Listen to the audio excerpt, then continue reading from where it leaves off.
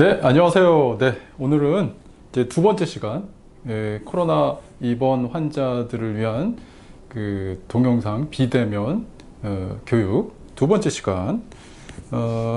오늘은 코로나 바이러스의 전염 과정에 대해서 말씀을 드리도록 하겠습니다.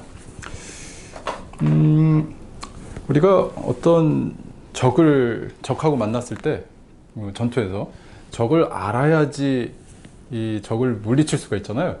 그래서 코로나 바이러스도 마찬가지입니다. 이 코로나가 어떻게 우리 몸속에 들어오는지를 알면은 그거에 대한 예방이 가능하지 않겠습니까? 그래서 그거를 이제 오늘은 좀 더 디테일하게, 좀 더 자세히 이렇게 말씀드리는 시간을 갖도록 하겠습니다.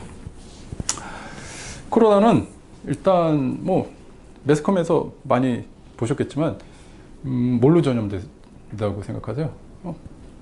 비말. 이게 어렵죠? 비말 침방울이라는 뜻이에요. 비말이라는 게.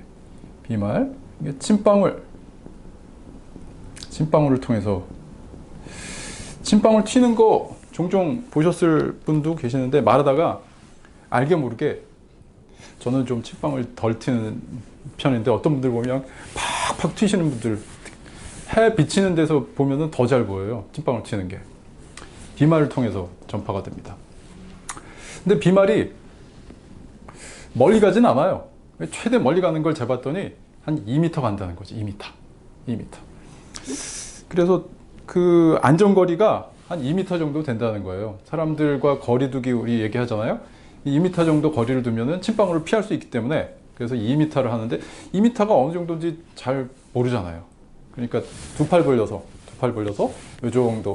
이 정도 거리가 2m다. 그래서 서로 좌석 하나 정도는 띄어서 앉는 게 안전하다, 이런 얘기가 여기서 나오는 거죠. 근데 침방울도 바람이 불거나 선풍기가 불거나 에어컨 바람이 쫙 불면은 침방울이 2m뿐만 가지 않고 더 멀리 가겠죠. 더 멀리 둥둥 떠서 다니는 경우도 있고. 그리고 또 밀폐된 공간에서는 침방울이 2m보다 더 가고, 뭐 그렇기 때문에 밀폐된 공간 조심해라, 뭐 이런 얘기가 나오는 거고요. 침방울 말고 공기 전파가 되는 거 아니냐 하는 얘기도 있어요. 에어로졸. 침방울보다 더 작은 입자를 통해서 둥둥 떠서 더 멀리 가는 게 아니냐 하는 썰도 있는데, 이거는 그렇다는 사람도 있고, 아직 확증된 얘기는 아니고, 비말을 통해서 전염된다는 거는 지금 확증된 얘기로 되어 있습니다. 또 하나는 첫 번째 시간에 말씀드렸다시피 피부에는 이 전파가 되지 않아요. 코로나가 침방울이 이렇게 튀었단 말이에요. 말하다가 딱 여기에 묻으면 하루 정도 있으면 없어져요. 그런데도 불구하고 이게 어떻게 우리 몸속에 들어오느냐, 왜 중요하느냐. 손 같은데 침방울이 튀면은 얼굴 잘 만지시는 분들, 얼굴 만질 거 아니에요. 네? 그러면 이 첫 번째 시간에 말씀드렸듯이 점막, 입, 코, 눈 등의 점막을 통해서 이 코로나가 전염이 된다. 점막이 뭐냐? 점막은 얼굴에 이제 코 속으로 들어가면 되게 부드러워요. 요 부위를 점막이라고 그래요.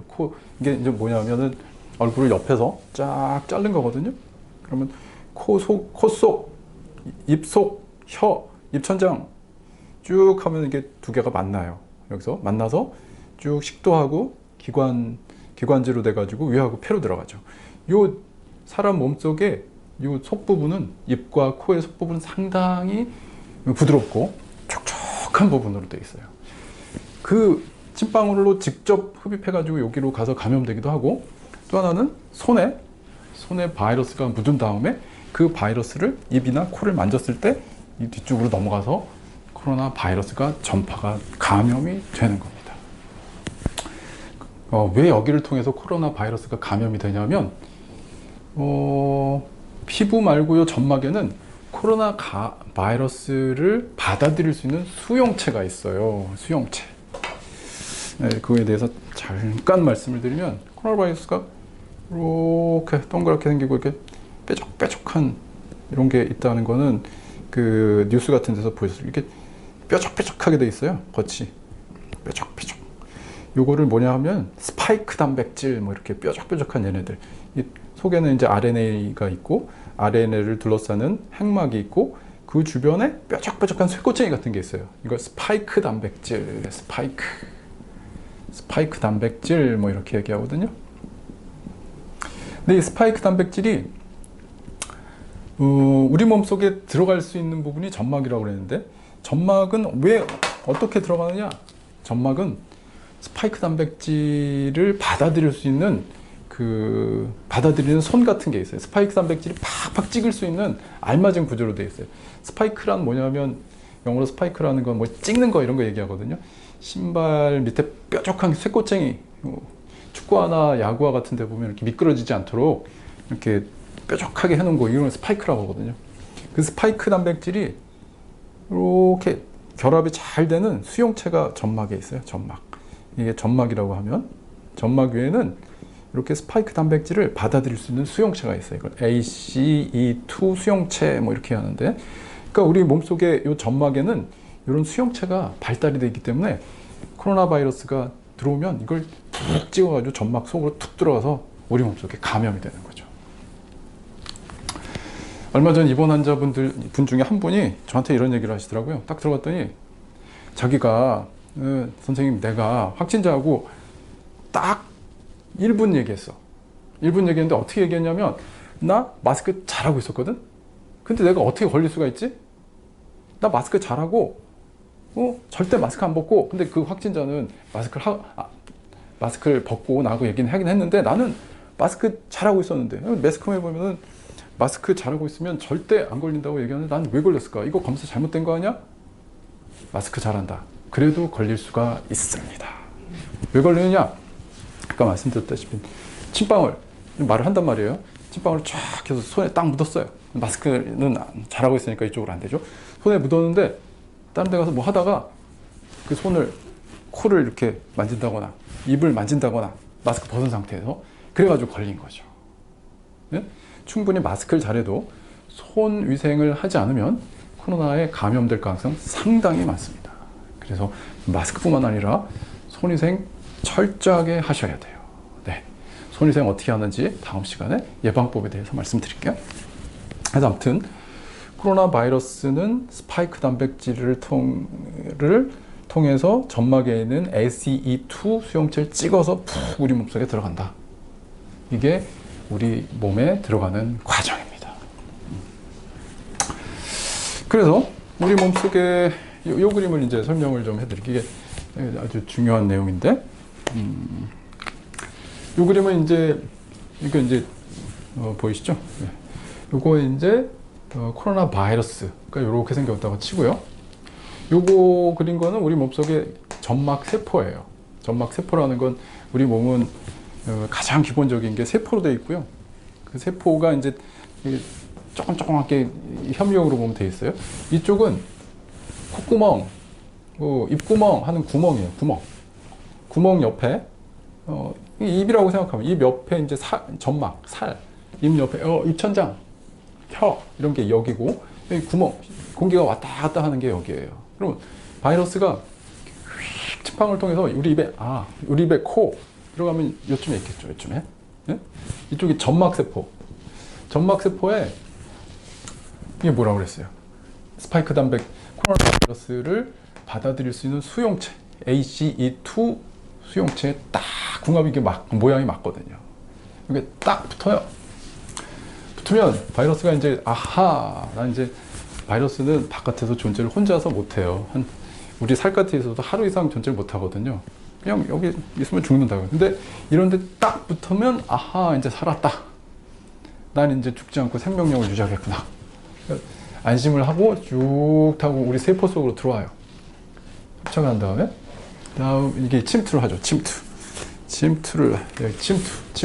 침투 두 번째 침투 딱 하고, 침투를 한 다음에 거추장스러운 요 핵막을 벗어 던져요.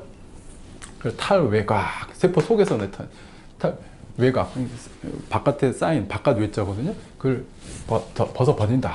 그 다음에 이 탈외곽한 요 RNA만 남아가지고 복제를 해요. 하나가 여러 개가 되죠. 복제라는 건 복사 아시죠? 복사. 여러 마리가 돼요. RNA가 여러 마리가 돼서 마구마구 이제 증식을 하죠. 하나가 들어왔는데 뭐 3개, 4개, 10개, 100개 뭐 이렇게. 그 다음에 다시 각을 써요. 다시 각을 쓴 다음에 방출을 하죠. 이때 방출을 이쪽으로 또 하기도 하고 다른 세포로도 하기도 하고. 이게 이제 코로나 바이러스가 우리 몸속에서 증식하는 이런 과정이에요. 그런데 우리 몸은 가만히 있을까요? 뭐 다른 나라에서 우리나라 쳐들어오면 우리가 가만히 있어요? 아니죠. 우리 군대가 있잖아요. 군대가 즉각 반응하는 군대가 있어요. 우리의 국경을 지키는, 만약에 다른 나라가 우리나라를 쳐들어왔다, 그럼 우리 국경을 지키는 군대가 즉각적으로 반응하죠. 뭐가 날라간다, 우리도 쏜다, 무조건 보든 안 보이든 그냥 막 쏴요. 즉각 반응하는 군대가 있고, 또 하나는 사령부가 있어요. 우리 사령부에 즉각 반응하는 군대들, 우리 최전선을 지키는, 국경 지키는 군대들이 딱 연락하죠. 아, 우리가 지금 싸우고 있는데 얘네들은 뭐 정체가 무슨 무기를 가지고 우리를 공격하는 것 같아요. 하면 이제 사령부에서 아, 그래? 그럼 우리가 지원을 해줄게.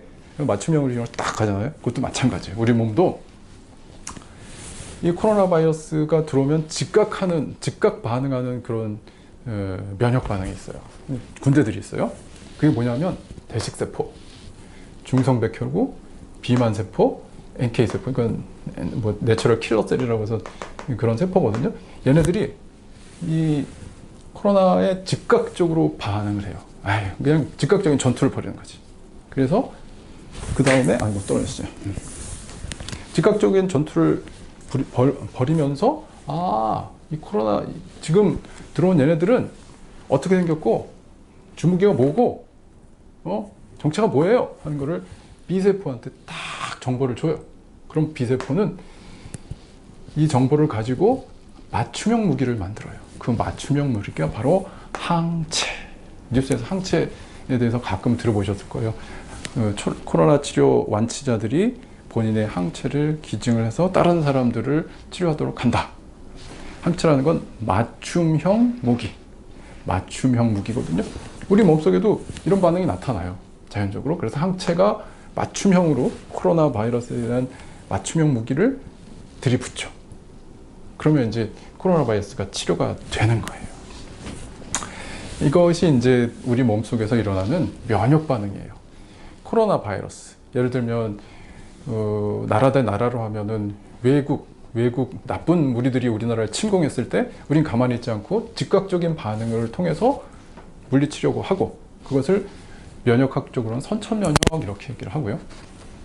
이 과정에서 맞춤형으로 그 무기를 생산해서 보내는 것을 항체라고 그러는데, 이거를 후천면역이다.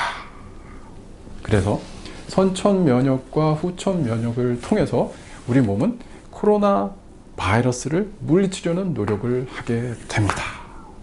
그래서 이제 어떤 분들은 그 코로나 바이러스가 뭐 들어왔는지도 모르고 들어왔더라도 간단하게 앓고 지나가시는 분들이 있어요.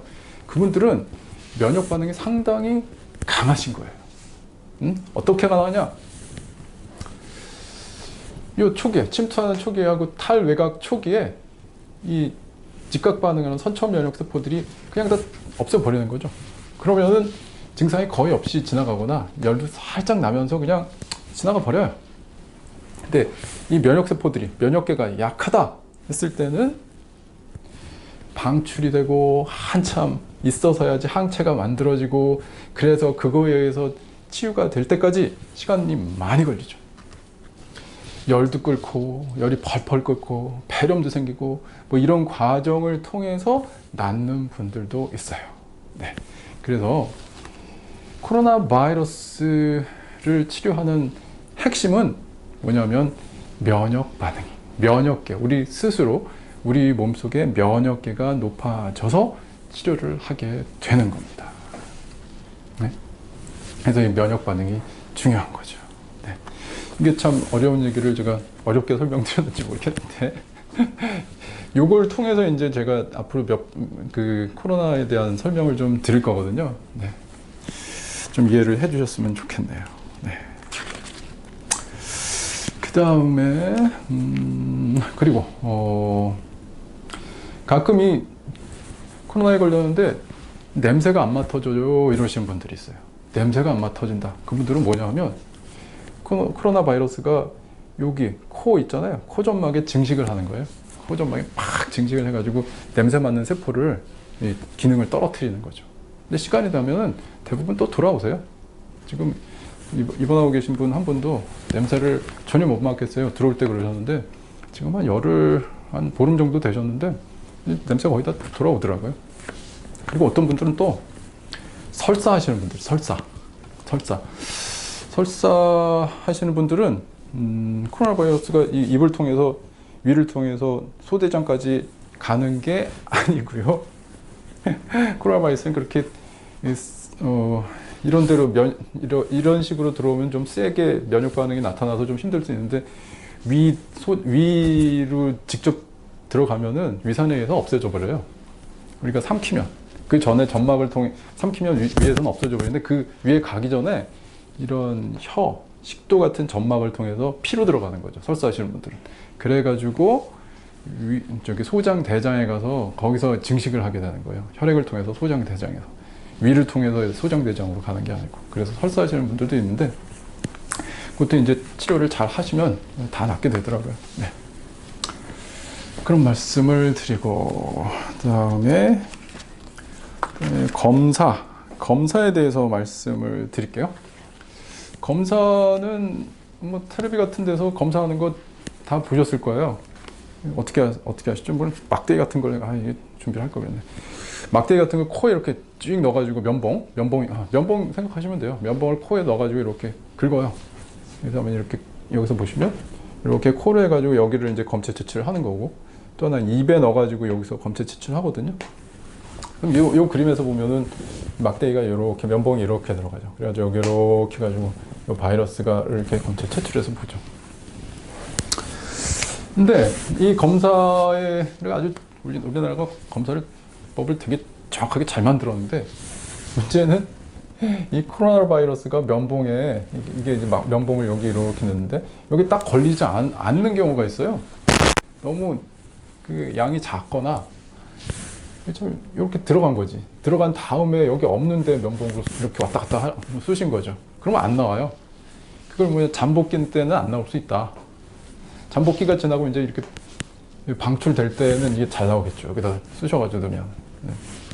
그래서 이제 무증상기, 잠복기 때는 안 나올 수 있고 바이러스 양이 적을 때는 나오지 않을 수 있다라는 걸 이해를 해주셨으면 좋겠고 또 하나는 다 치료가 돼서 이제 퇴원하셨는데도 바이러스가 나온다고 걱정하시는 분들 좀 있어요. 그거는 뭐냐면 바이러스 시체들이 다 낫긴 낫는데 이런 애들 있잖아요. 전투하다가 좀 남은 애들이 이렇게 기어 나오는 거죠. 기어 나오는 거지. 바이러스 시체들이 나오는 거거든요.